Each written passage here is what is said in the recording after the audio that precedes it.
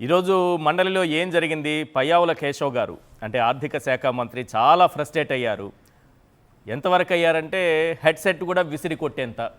ఏం జరిగింది అసలు?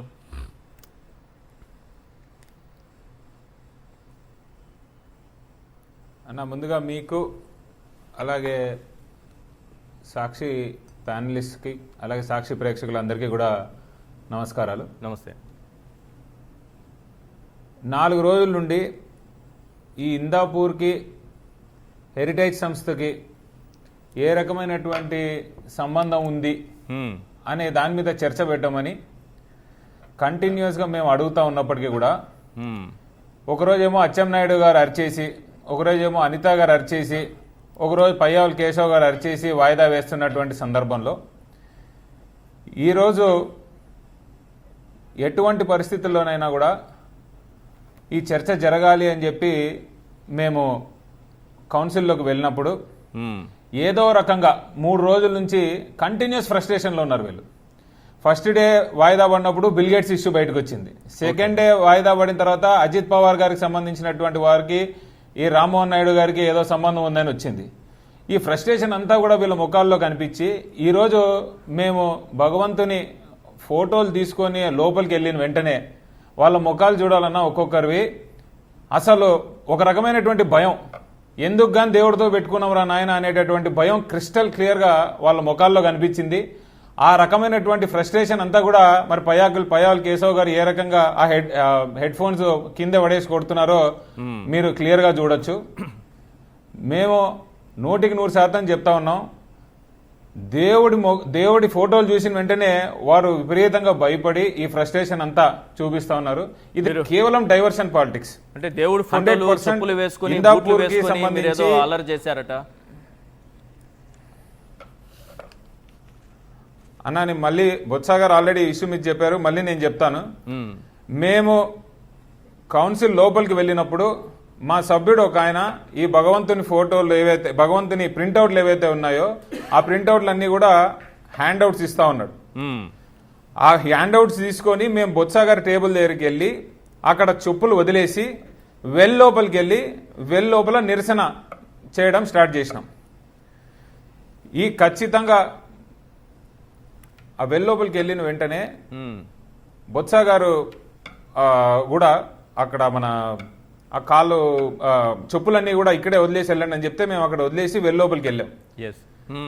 వాళ్ళు మేము ఎంతసేపు మేము మన ఆ ప్రింట్అవుట్స్ ఏవైతే ఉన్నాయో అవి తీసుకుంటున్న ఫోటో చూపిస్తున్నారు తప్పితే దాని తర్వాత మేము లోపలికి వెళ్ళి నిరసన చేసేటప్పుడు ఒక్క ఎమ్మెల్సీ సభ్యుడికైనా కూడా చెప్పులు ఉన్నట్టు కానీ వాళ్ళు ఒక్క ఫోటో అన్నా కనీసం ఆ ఫుల్ వీడియో అన్నా వాళ్ళు ఇవ్వగలుగుతారా అని నేను క్వశ్చన్ చేస్తా ఉన్నా.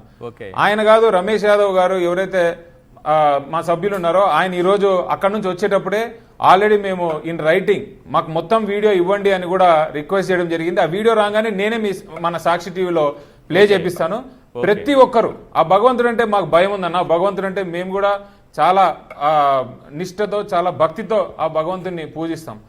మా ఇంటెంట్ అంతా కూడా భగవంతునికి వీళ్ళు క్రియేట్ చేసినటువంటి బ్రాండ్ ఏదైతే వెంకటేశ్వర స్వామి అనే బ్రాండ్ ఉందో ఆ బ్రాండ్ డ్యామేజ్ ఎలా వీళ్ళు చేశారో మీరు చెప్పినట్టు 20వ తారీఖు సెప్టెంబర్ 2024 నుంచి ఆ బ్రాండ్ ఇమేజ్ ని కాపాడడానికి ఏదైతే లడ్డు తినాలంటే భయపడేటటువంటి భక్తులు మనసులో వీళ్ళు క్రియేట్ చేసినటువంటి భయాన్ని పోగొట్టడానికి ఈరోజు వైఎస్ఆర్సీపీ పార్టీ కట్టుబడి మేము పోరాడుతూ ఉన్నాం.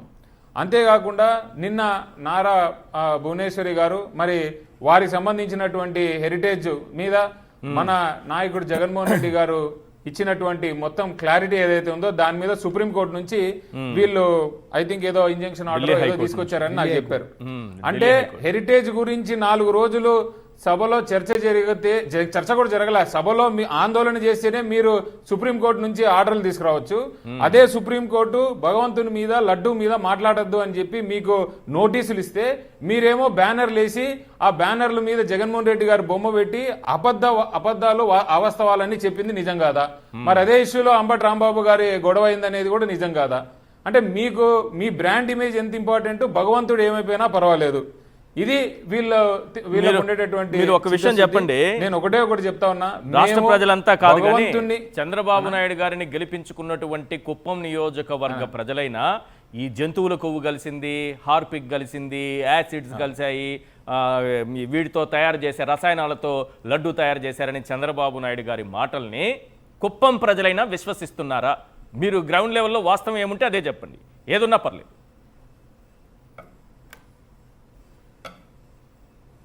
అన్న, హిందూ అనేటటువంటి ఏ వ్యక్తి అయినా కూడా చంద్రబాబు నాయుడు గారు చేసినటువంటి ఇలాంటి మాటల్ని ఆయన ఈ 4 నెలలుగా చెప్తున్నటువంటి, మీరు నిన్న కొన్ని ప్లే చేశారు, ఫేజ్ 1, ఫేజ్ 2, ఫేజ్ 3, ఫేజ్ 4 అని. Chandramukhi phase 1, phase 2, phase 3, phase 4 లాగా ఆయనలోనే ఒక రకమైనటువంటి మార్పు. ఆయన ముఖం మీరు క్లియర్ గా అబ్జర్వ్ చేస్తే ఫేజ్ 1 లో ఆయన ఫేస్, ఫేజ్ 4 లో ఆయన ఫేస్ కి క్రిస్టల్ క్లియర్ క్లారిటీ వచ్చేసింది. కుప్పంలో ఎంతో మంది ప్రజలు, అక్కడ భగవంతుని నమ్మేటటువంటి వారు, వాళ్ళందరూ కూడా ఈ ఫస్ట్ టైం ఈ లడ్డు ఇష్యూ వచ్చినప్పుడు మేము కుప్పంలో వెళ్ళి ఆ భగవంతునికి, చంద్రబాబు నాయుడు గారికి మంచి బుద్ధి ఇవ్వండి స్వామి అని చెప్పి మేము పూజలు చేసినాం. ఓకే, వెరైటీగా వీళ్ళు కూడా రేపు ఏదో పూజలు చేయాలని చెప్పి టీడీపీ పార్టీ కాల్ ఇచ్చిందని అంటా ఉన్నారు. వీళ్ళు పూజలు చేయాలి నిజమే, ఎందుకంటే భగవంతునికి వీళ్ళు చేసినటువంటి అన్యాయాన్ని, భగవంతునికి వీళ్ళు చెప్పినటువంటి అబద్ధాల మీద వీళ్ళు ప్రాయశ్చిత్తం చేసుకోవాలంటే నిజంగానే రేపు వీళ్ళందరూ పూజలు చేసి ఆ భగవంతునికి సారీ చెప్పి వీళ్ళు ఆ భగవంతుని దగ్గర క్షమాపణలు కోరాలా. అందుకు వీళ్ళు పూజలు చేయాలి కరెక్ట్ గానే.